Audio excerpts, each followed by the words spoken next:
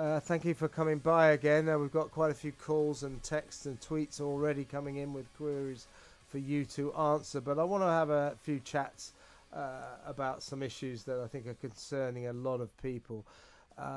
Basically, the inexorable march of mandatory vaccination by law. Now, we know it's already happened in Austria. Germany's edging towards it. You can see that. Italy, possibly. But what we're worried about is here. Yeah.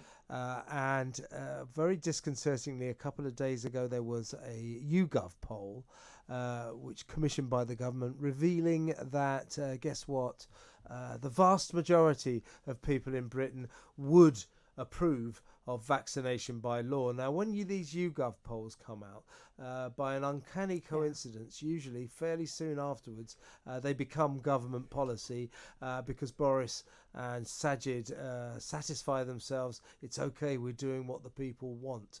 I'm just thinking that the signs are, and then today the World Health Organization officially announced that European countries should consider mandatory vaccine by law. So what I'm saying is the music is getting louder, and things that we never thought would happen in this country in the past have happened due to COVID.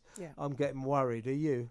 I'm getting very worried, especially as I actually took part in that YouGov survey, and it became very interesting from the start that depending on how you answered the very first question, then depended what results they showed you when you went through. So because I answered that I felt very safe in a room of friends, whether vaccinated or not, I then got taken down a route where every question where I opposed mandation, it told me that 97% of people also opposed it. So I then went back after and redid it, and I answered that I felt very unsafe in a room of people that were vaccinated, and it then took me down the same questions, but this time when I said I opposed it, it told me I was in the minority and only 12% opposed mandation. So there were two arms to that poll, and they definitely split people out by how they answered the first question. So I would say to listeners out there, do not believe that YouGov poll for 1 second. And my friend Majid Nawaz has actually done a whole thread on this, pulling it apart, and I took screenshots of every single screen because I knew something was going on.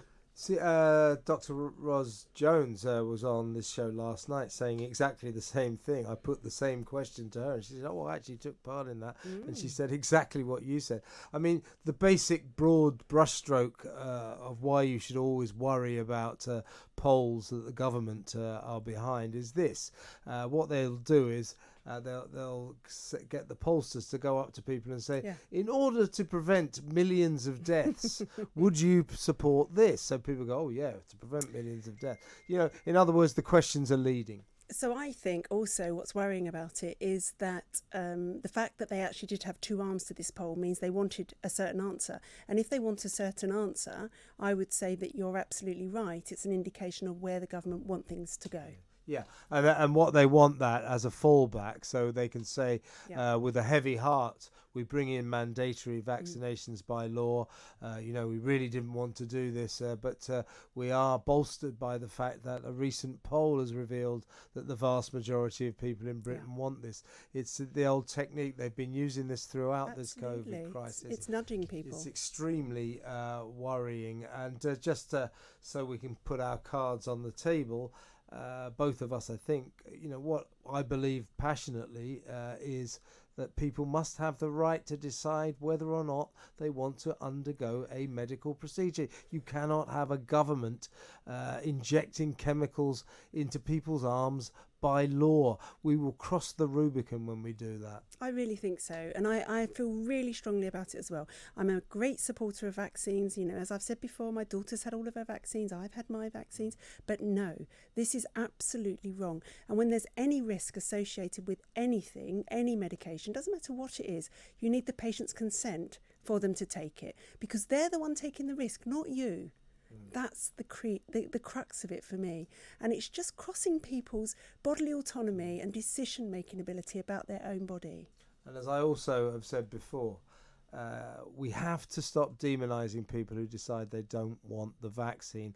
We have to stop this assumption that the decision to have the vaccine is superior to the decision not to have the vaccine. 100%. So on my way over here tonight in the car, I spoke to one of my friends who runs a small business, and she actually said to me, we've got an outbreak of COVID. Is that me? That's all right, carry on. We've got an outbreak of COVID in our office. Nearly everyone has COVID and everybody is vaccinated. So the point here is it's not stopping people from catching COVID. It may be stopping people from dying, which is great. That's absolutely great. But how can you mandate something that A, doesn't actually stop people catching it and passing it on, and then say as part of that mandation we're going to give you a vaccine passport? Because it means nothing. All of these people are walking around with their little card saying I'm double vaxxed or triple vaxxed, and it means nothing. They could have COVID. Yeah. And in terms of vaccinating children, we know that 12-year-olds are already being vaccinated.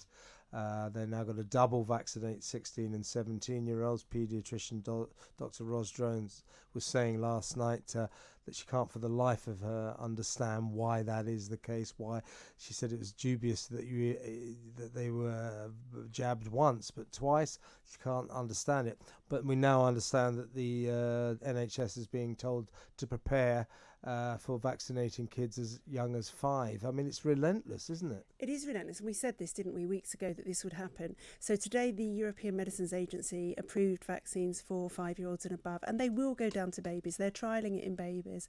And I think this is probably, I hope, going to push parents to the point where they say no. This is my child, this is not happening. Because it's down to the parents. The government should not be getting involved in what parents do for their children. Children do not get sick, really rarely, from COVID, but they do get other things from the vaccine. And, I know they also get myocarditis from COVID itself sometimes, but we wouldn't have injected it into their arm. We need to actually stop.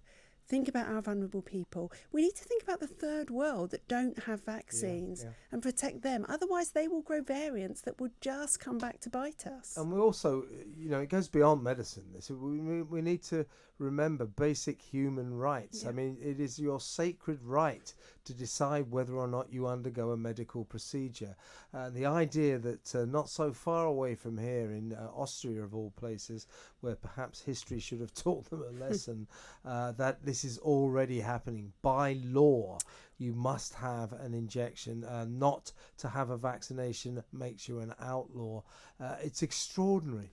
I think it is extraordinary. And I think if you look at the weekend, although it wasn't covered much in the mainstream press, as none of this ever is, there were people protesting around the world. The Dutch, the most liberal place in Europe, shot people who were protesting. So, this has to stop. And I think the tide is turning.